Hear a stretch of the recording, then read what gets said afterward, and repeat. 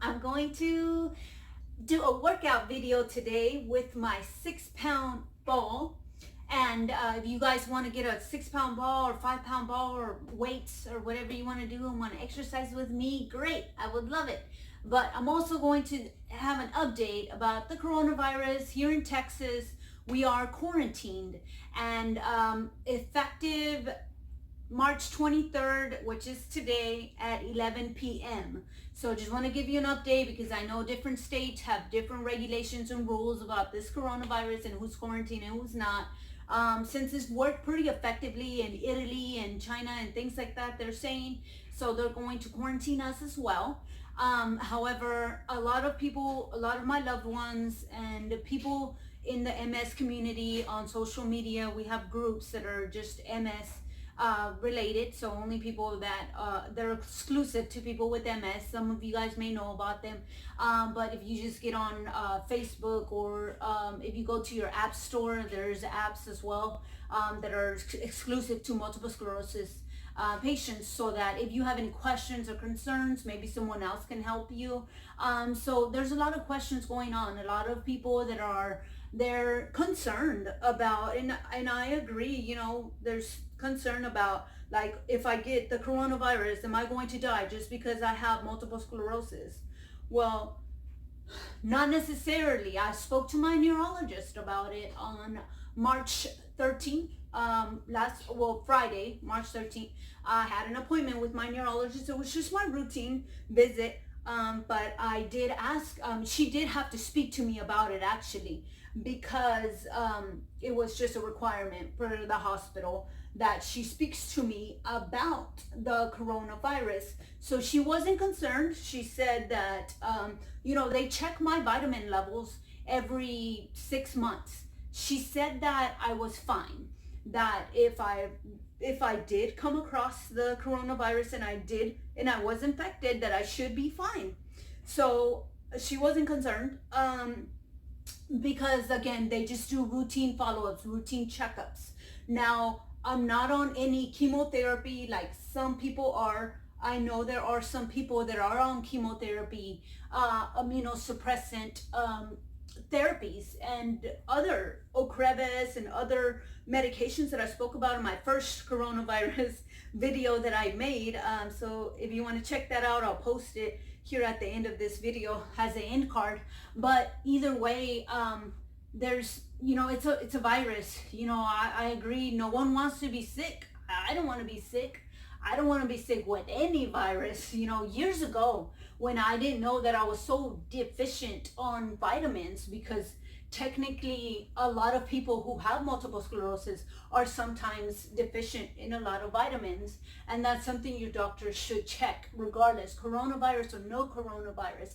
I feel that that should be monitored, period. Just because I've been monitored through, you know, I've had multiple sclerosis for 14 years now, so you know, they monitor that. Years ago I used to be sick, like, you know, UTIs, infections, colds, the flu, you name it, I got it, you know. And again, that was years ago. So after knowing that I can be sick, I talked to my doctor. This was years ago, before any mention of any coronavirus and things like that. And honestly, a lot of people have informed me that they may already have had the coronavirus in the beginning of the year, like January and the end of last year.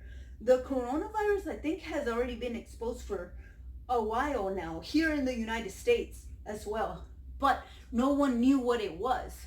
So therefore, even someone that had multiple sclerosis, on one of those chats that I'm speaking to you about that are exclusive to multiple sclerosis patients, she said, one of the ladies said that she and everyone in her house was infected by something. They didn't know what it was. They never went to the doctor. It was just, it lasted for like 2 to 3 days for some, and for some it lasted longer. It just depends, you know, how it's going to take affecting your body.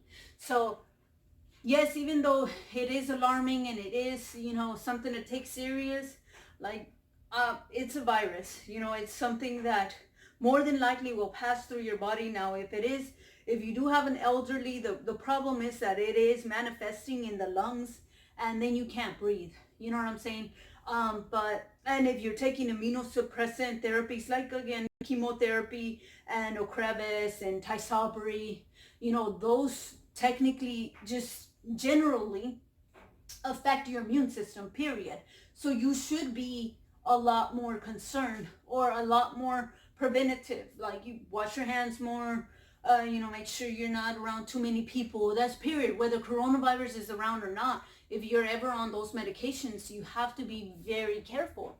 And so again, for me, because I had experienced a lot of illnesses in the past and wasn't aware how deficient I was with vitamins, I asked my doctor, well, what do I do? And she's like, well, I at the moment I couldn't really think, and so she was like, kind of like, she didn't tell me, but it's like, common sense, Vicky, take some vitamins and just keep up with your vitamins, and wash your hands and don't be nasty, Vicky. That's with me. That's what my doctor told me. Not telling me, but that's what I got from what she was telling me.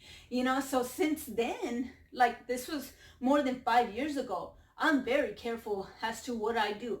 So people are asking me like, are you taking extra precautions? What are you doing because you have multiple sclerosis? My loved ones are concerned, and I thank you guys for being concerned for me, and I love you guys for that. But honestly, I'm just doing what I regularly do all the time, every year. I do that every day, which is take my vitamins, drink my kombucha, which is probiotics, I've also read that apple cider vinegar is really effective for so many things, and I was a person who had reoccurring UTIs. I'm not sure if any woman here who is watching, has frequent UTIs, but that was because my medicine, Rebif, already depletes me from water.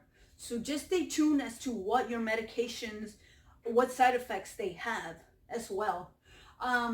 It's the only tip that I can give, other than take your vitamins, make sure you're washing your hands, just be aware of your surroundings and who you're around. My husband's a UPS driver, so they're like firsthand, they're going to be out there regardless whether we have a mandate, quarantine or whatever. They're going to be helping. The UPS drivers, FedEx drivers, most of them are out there, they're helping.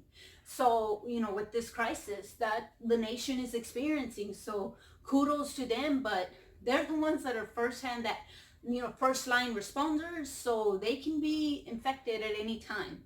So if he gets it, guess what? We probably won't even know that he has it until days later, which he gives me a kiss every time he comes home from work. So guess what? I'll probably have it too if he has it. You know what I'm saying? So all I can do is pray, keep myself calm, and it's a virus, so I will go through it if I have to.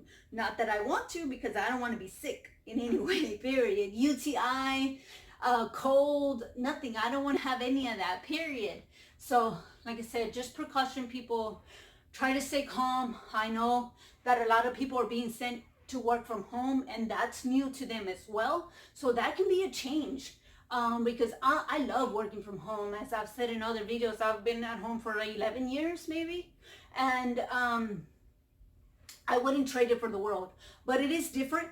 When I first came home to work 11 years ago, I was so used to the social work life. Like, I had friends that we took lunch together, we took walks in the parking lot together, we chatted, you know what I'm saying? It's something that, as humans, socializing is something that you want most of the time. And so for me, I've been social distancing myself for 11 years now. Just the fact that people that are homeschooled, kids that are homeschooled already, it's really no big deal. But the kids that are in school and things like that, them too, they're being affected, because they miss their friends, they miss their social life, they miss their, horsing around or whatever they do. Like, I feel so bad for my nephew and my stepdaughter. They're seniors in high school this year. Who knows if they're going to be able to have and I get it, parties and things like that. But that's important to kids, it's getting to them. So if you do have a teenager who is supposed to be graduating, talk to them and see if they're doing okay, because it's not just the adults freaking out. The kids need attention too, and kids, they're going through it too. Everyone's, some people are just going crazy, and it's something new, and these kids might not ever get to see their friends like they used to. You know what I'm saying? It's a change from adolescent to adulthood, because they're 18. Most of them are turning 18. The ones that are in high school, that are seniors in high school, a lot of them don't live near their schools, because nowadays, well, at least here in Texas, you could choose what high school you want to go to depending on what you want to major in. But it's just not going to happen. That's it. Their year ended abruptly. So their school in their adolescent years, that's it. You know what I'm saying? And it didn't hit me until I was speaking to my stepdaughter, and it broke my heart. She's going, through a lot, because that was her life, and she was looking forward to these last 3 months of school and parties and gatherings and things, regular kids do. I had fun in my parties. We were all kids, we were all adolescents, so they're going through it too. So you guys try to be mindful of that. And for the people that are not used to working at home, just bear with it. It's a change, but you'll get used to it. And then maybe, hopefully, in about 2 months, you can go back to work if you really don't like it, but to me, I think everyone should work from home. But I know everyone's different, and not everyone feels that way. Some people want the socializing at work, and sometimes, because you are able to go to the office and drive there, sometimes that's your breathing time. Sometimes that's your sanity time, your break. Driving to work can be a break for some people, which it used to be for me. So I had to get adjusted too. I had a lot of frustration problems at first, because there was no one to talk to. I was used to, venting to my coworkers about home life or whatever the case may be. Now I talk to the wall or talk to the tree, like there's no other person here. And so right now, I know that I've mentioned before, right now my son is at home. And I know that I've mentioned that in the past, that my son and I have had, a lot of disagreements. Like, him and I have the same temper, so we clash. He's 13 years old. He's a teenager going through his own changes. He can't see his friends at school right now or any of that. So that's a change to him. So for me, it's sad, because like I said, they were supposed to go back to school after spring break. My son just had spring break 2 weeks ago. So right after spring break, it was like, no, you guys are not coming back. So he was ready to go back and see his friends and, play football. He likes to play football with his friends and things like that. He's not in a team, but he likes to play football. So, he misses that. And so, anyways, but if you guys have any questions for me or anything, please put it down in the comments. I am uploading frequently more now, so stay tuned. Hit that subscribe, like button, and also the notification bell so you don't miss anything. If you like to hear about multiple sclerosis and what you can do to better yourself and have a better quality of life. Have a wonderful day and stay sanitized.